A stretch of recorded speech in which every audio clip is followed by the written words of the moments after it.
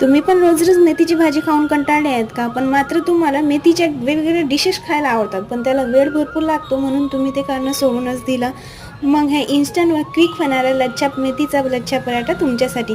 सर्वात मी काय केलं, छान प्रकार गव्हाचा असा टाईट आटा भिजवून घेतला व त्याची पोळी लाटून घेतली. नंतर त्यावरती तेल, पीठ, लाल तिखट, हळद व मेथीची ताजी तवण असलेली भाजी कापून त्यावरती ॲड केली व चवीनुसार एक चिमूट त्यावरती मीठ टाकलं.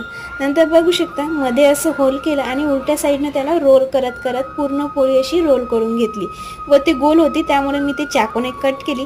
परत त्याचा असं छान प्रकारे रोल करून घेतला व ते लाटून घेतले. बघू शकता पोळीसुद्धा लाटायला खूप इझी गेली व त्याला लेअर पण खूप जास्त चांगले आले. दोन्ही साईडने मी त्याला क्रिस्पी सोनेरी होईपर्यंत तसं शेकून घेतला व खायला खूप टेस्टी झाला. एकदा नक्की ट्राय करा. रेसिपी आवडली तर लाईक शेअर सबस्क्राईब करायला विसरू नका.